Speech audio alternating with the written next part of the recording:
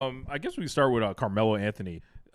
Basically, Allen Iverson and Wade put him in, and what Carmelo is like, you know, you still see LeBron in the league, and then it's like, wow, Carmelo's like already in the Hall of Fame, and then it's like, Yeah. holy shit, and I always have connected those two, you know, just as counterparts essentially. And I was a big Mm-hmm. Carmelo fan when he was in or when he was in college.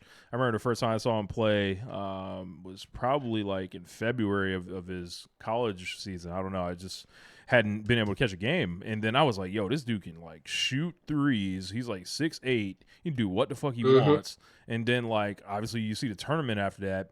And I was like, this nigga's like the nigga. Like and you Mm-hmm. know, he scored so many fucking points and like Carmelo has like kind of a Cam Newton quality about him. Even though Cam Newton, did get like the big individual award pretty much to certify his greatness, I don't think Carmelo really got that. But it's like, nah, man, don't play with them. Like it was real. And I would say in Carmelo's case, there was a lot of there was a lot about his career that was like, he always had good talent around him, but one way or another, it just didn't. He never had enough to win a title necessarily, though. Yeah, I think he had a shot in '09. Like I think that team was good enough, but Oh 09 is 09 010 Nuggets is about it. yeah, That's uh, about it. and That then was his only. But here's the thing: if we were to go, if we were to go back into I don't know 2004, we'd be like, no, let's say if we go back to 2006, right? We'd be like, yo, Melo's only really ever going to get like really two shots at this to win a title. We'd be like, would you have believed it? you You'd would be like, think it would be nah. more. You would think it'd be more, You right? thought he'd have way more cracks at it than that. And he really only had two teams around him when he was in his prime to really do it in that way. Yeah. It's So kind of odd. he does the thing where he's like, "Fuck it, I'm gonna go play with the Knicks," and then like, it doesn't ever really pan out for him, and his career kind of like comes to a close as like the 3-point shooting wave, and just some of the great things that he did in his game were no longer valued as much. And then there was like the odd push to kind of get him out the league, I thought, and then he basically became a high level role player, and then eventually laid it Mm-hmm. down, and he got back in the league, which I think I'm glad he was able to kind of go out almost on his own terms rather than essentially have that decision forced on him because like Melo is he's essentially going to go down as like the Dominique of this time, I'd say. And it's going to be like, yeah, man, like this guy scored a whole bunch of points. He was exciting. He was electrifying. He had a, you know, signature kind of thing. Like he wasn't the dunker or anything, but he had like the mid range. He had the isolation game. And I think he was just a very popular player, has an iconic jersey, like those white and then those the light blue Nuggets jersey, iconic jerseys. Yeah. Even the Knicks blue jersey, I would say, you could put on that list as well. And it's just like he's always been a player that I liked watching. I found him real. I found him like I felt like when he spoke, it was like he was a genuine kind of person, whatever. And I always Yeah. rooted for him. So Yeah, it's as you mentioned, the era turned on him. Like was it was it the last year in or the year before? Either one of Westbrook's last 2 years in OKC, whenever they asked him, going to this, he's like, "Will you be willing to come off the bench?" He's like, "You want me to come off the bench?"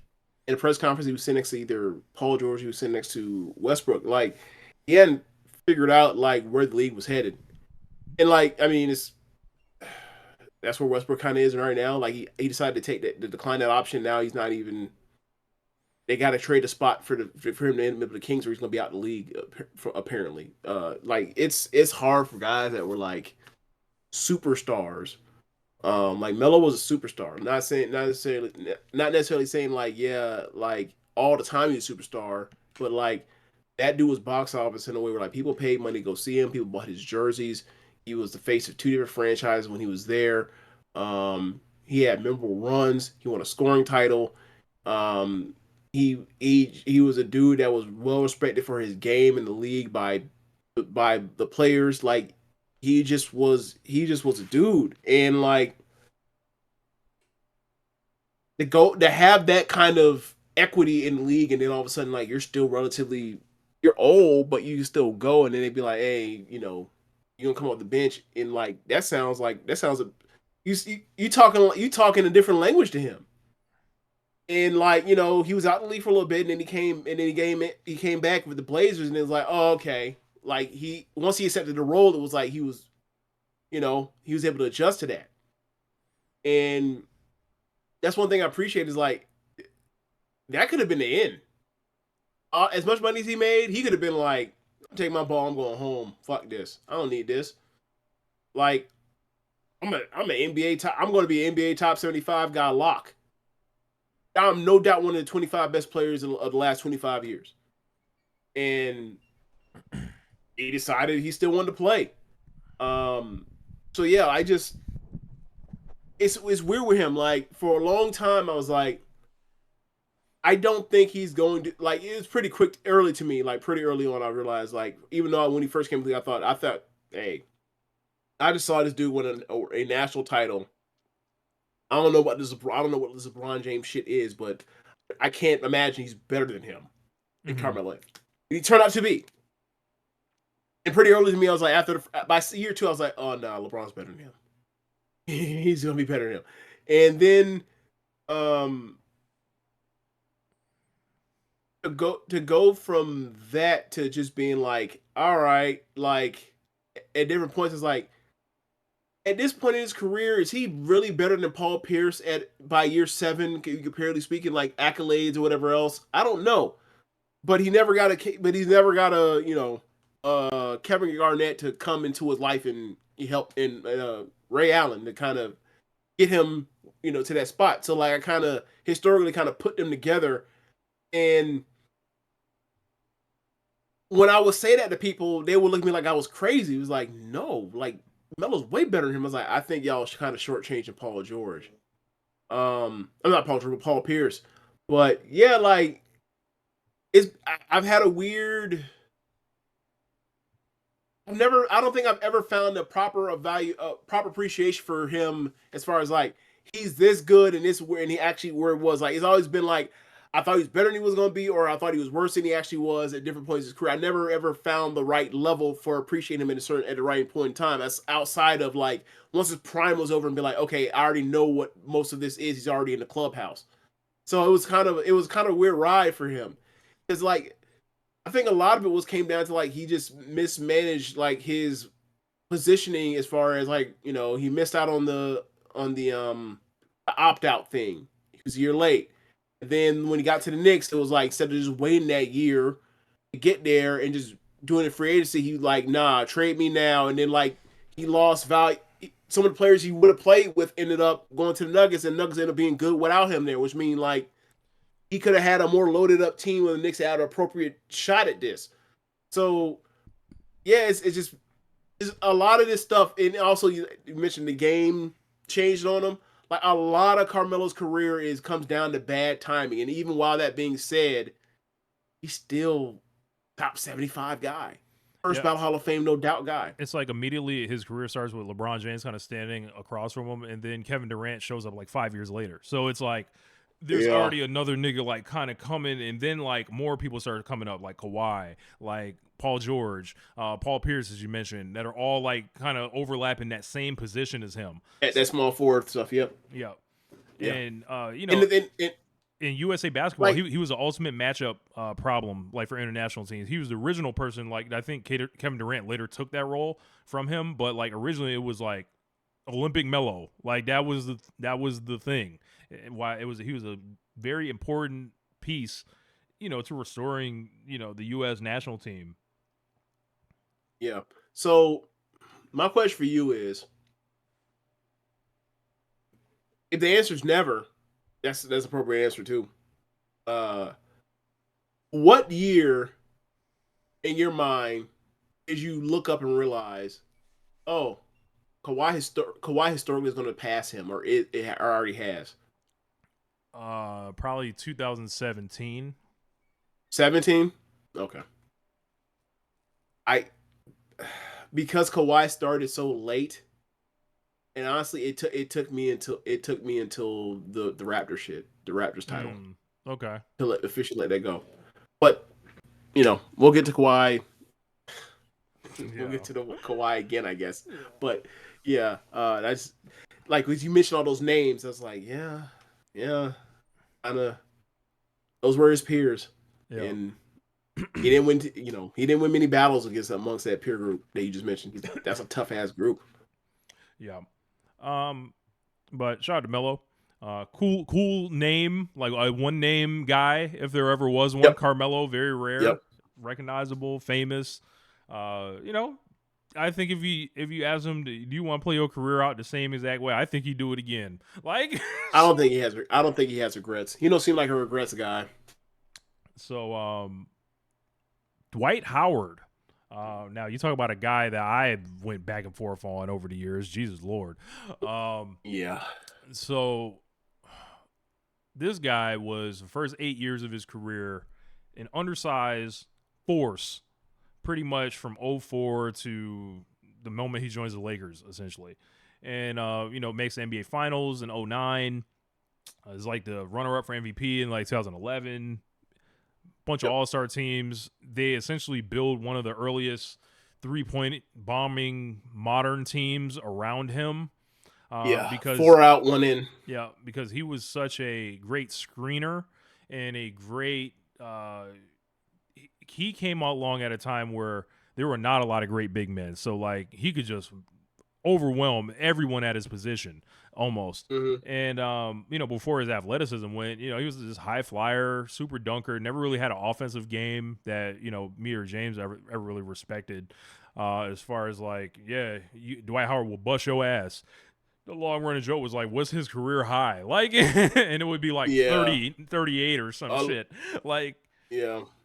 But, it changed when he went to the Lakers, of course. His exit out of Orlando with Stan Van Gundy, that whole thing was wild. I think them getting to the finals. There's also the part that people forget with his back, like at the back half of that 2012 year, his back went on him, and then like he never recovered that athleticism since then. Even though he kept playing at a high level, he just wasn't the same guy. Yeah, comes to the Lakers that year. It's kind of broke up on the Lakers. A lot of people really don't notice it. I didn't notice it. You hear back injury, like, all right, are you playing or not? But like that's kind of what we were on at the time, and it was like, are you here to help Kobe win number 6, or are you gonna Like what's going on with it? And then he spends 1 year there, leaves. Wins the rebounding title. Oh, okay. Wins the rebounding title. While people were like, yo, he's dogging. I was like, well, he won the rebounding title. Like, damn, y'all ruthless. I mean, he won the scoring title. This lazy fucker only did the hardest job. Only won the title for the hardest position thing to do in the whole league is rebounding. Like, yeah, this lazy bastard. Like, God damn, y'all rough. I'm not saying you. I'm talking about like you go online because you were more fair about it. But I'm like online, like, bro, nobody was happy about Dwight Howard that year. Nobody. I think my biggest problem with Dwight Howard was I felt like we could never throw him the ball. Like, because he would turn that shit over. Like, and it was just like, nigga, you were a big man. You can't be affording to turn the ball over.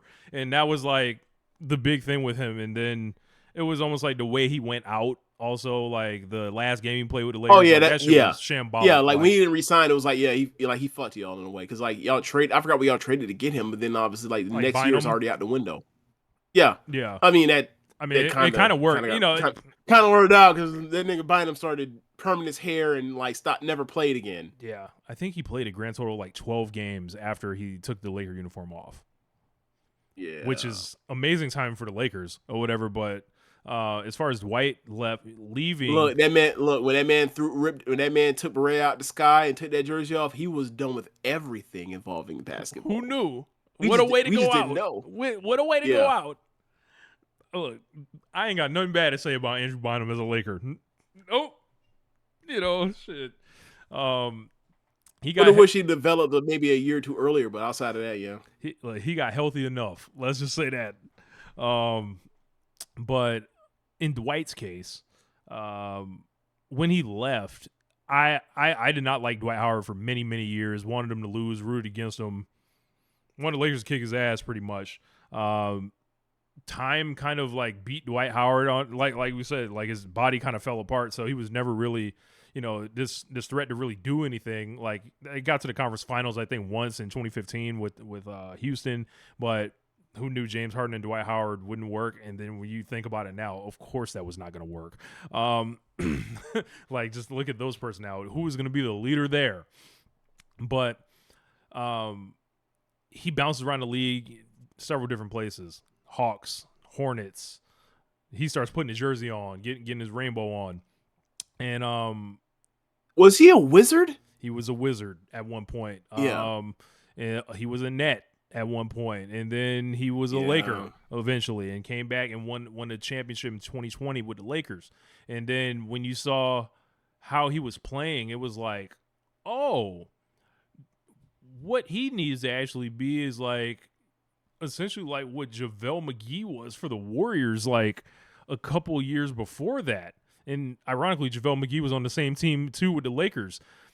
Yeah. There, it was like, all right, you're here for a couple specific matchups. You can defend the rim. You can have good energy. You're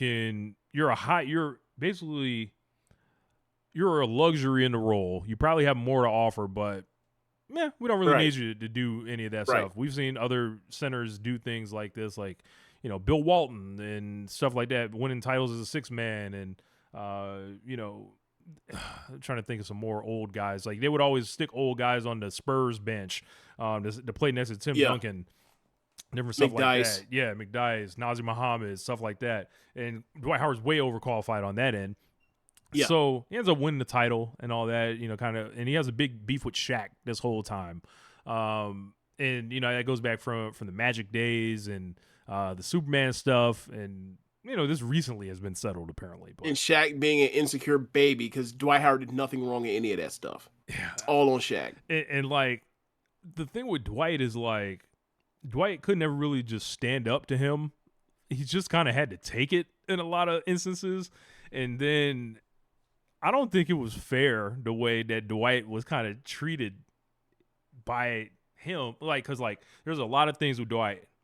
Like, you had the thing where Kobe dunks on him, and then years later he's like calling him soft and all this shit, and then everybody's calling him soft. And then he dunks on him when he's a rookie. He's a big ass nigga still, dog. But my point is like this thing happened when he's 18, 19 years old, and then it sticks with him as his meme after like it doesn't go well with him. 8 years later? Yeah. And it's just an odd thing. And then it's like, yo, you on the other side of Kobe and Shaq? Like how the fuck did that happen? Like, if it was one thing that could bring Kobe and Shaq together, to be like, I mean, fuck that nigga. It's Dwight Howard. Like, have you ever thought about that? No, never. That's why I'm laughing.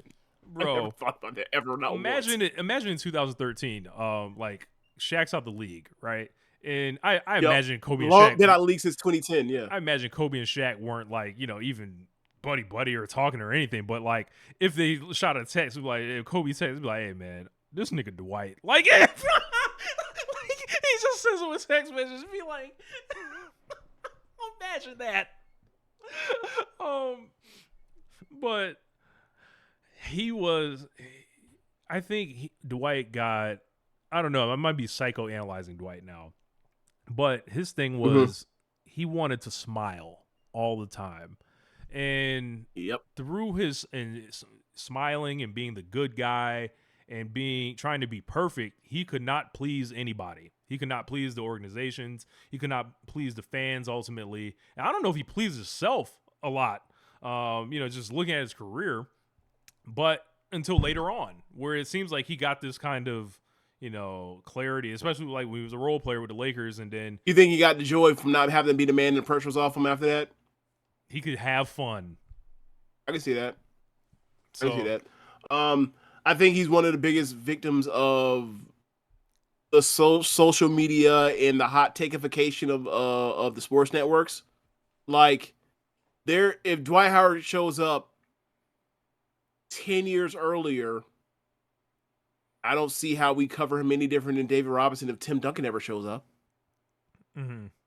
Like, great ambassador for the league, always smiles, always plays hard, never didn't win. Oh well. But Tim Duncan did show up in '98, right? And Dwight Howard happened to show up in 2004. And like, I think there's a part we talk about this all the time about like the standum online, right? He pissed off two gigantic standums, right? LeBron averaged 38 in the series and they still beat him and go to the finals. They ruined Kobe LeBron that people always wanted to see, right? He ends up playing with Kobe. It doesn't work out. And so Lakers slash, Lakers slash Kobe fans are furious with him. So this stuff sticks. And we always had this unrealistic way of judging him. Like, yeah, I think he was a top 5 player for a lot of years in the league, but like I never thought like that was because of his offensive game. It's because of his level of value as a two-way player. And I feel like when he you only are really had one on my back, boys performance ever, and it was like in 2009. Nah, remember, I think the year after that, he went nuts against the Hawks and got eliminated in the first round. Remember that? That was a horrible There was a series. playoff series after 2009 where he went absolutely ape shit and they still got bounced. But either way, it's like his value as a two-way player. And it wasn't necessarily saying, oh yeah, he's gonna give you 30. It was like, nah, he's the best defender in the league, the best rim protector in the league, the best rebounder in the league, and he's gonna get you 25. And your offense doesn't have to like you have to dump it into him to do that. When he was still when he wasn't getting brainwashed by Shaq and these idiots on the talk show saying he needs to go score 7 points every single quarter and go to the block. When he was a pick and roll guy, which is like what does the league turn into? A pick and roll league. When he was doing that, just rim running, the teams he was playing on were really, really good. And then once he started getting his head, he needs to post up more, then things start going weird. So that's what I mean as far as like the, social media and everything kind of influenced him in a negative way. He made him a less effective player, and then his back went out on him. So yeah, like the dude was an all decade player. It's all decade player. So and you could even make the argument he was all decade player, maybe not first team, but for like second or third team in the 2010s. He was still a multiple time All-Star in the 2010s, but he was those MVP votes, them top 3 votes and top 5 finishes in the 2000s and early 10s. I mean, for Lakers in Orlando, that wasn't fake. That was there. I saw it. I seen it. So I know you got the Rainbow Man jokes and all that kind of stuff, and also he also got slighted or got snubbed by not being on the 75 team. 76 people made the 75 team. 76 people made the NBA 75 team. He's better than at least 10 of them. Yeah. Like he's got a whole like the NBA kind of did him a disservice wherever simply because they didn't like him, and I didn't like him, and I think his personality had something to do with that because it was like he just rubs people the wrong way. It's like I think he is able to please no one for one, and then people see through him. Yeah, and also we gonna get to it. Might as well. There's blatant homophobia and the reason why a lot of people don't like him. They found out stuff about his sexual get down, and they may have already not liked him. It didn't help. Look, they may have been like holding that like back or whatever around the league or whatever, and then when it finally got out, yeah, quite possibly, and be like, why do people not like him or whatever else? And they talk about how silly he is, whatever else. They be like all right, that might be some, silly was a cold word. They couldn't call him soft because he's out here winning block and rebound titles either. So and he had the sharpest elbows in the league since Karl Malone. So they couldn't call him what they wanted to call him. So they came up with other bullshit. Yeah, potentially. And like what if Dwight Howard has the courage to be the person that he wants to be? Maybe he changes the NBA in a whole different way. And I don't know. Maybe he changes the world in a different way. We'll never know. We'll never know. That ain't That's no one's cross to bear on their own if they don't want it to be. Right. Yeah. Um, And also, like I don't how many kids he got? Then he got like a 10 lot. kids. So Yeah. right, like he might just he might be a letter in the alphabet, but it don't necessarily click in the way that his worldview might be different, or his frame of mind might be different, all that kind of stuff, and whatever. And you gotta remember, he grew up a very devout Christian, so it's like, who knows? Yeah. Who knows? Who knows was all been? Who knows about the psychology of all of that in his whole life? Who Right. knows? And then like you think of this guy, like the way like I bring it back to like where he feels like I was saying earlier, like I don't know if he was happy with himself. Like I don't know if he Mm-hmm. how's trying to be everything for the fans, trying to be everything for the Mm-hmm. organizations, and then you got the pressure of your family life. Remember he had that cheerleader in the Orlando Magic and stuff like that. Yeah. Yeah. And he has like you know, he's probably like there's some level of being conflicted in somewhere in life. Like, and it's amazing that he got as far as he did because some people kill themselves with those types of issues. So, um, shout out to him for getting the Hall of Fame. Got in there twice, and it was an all time Yeah. injustice that he's not on the NBA 75 team. She was ridiculous. She was ridiculous. Um,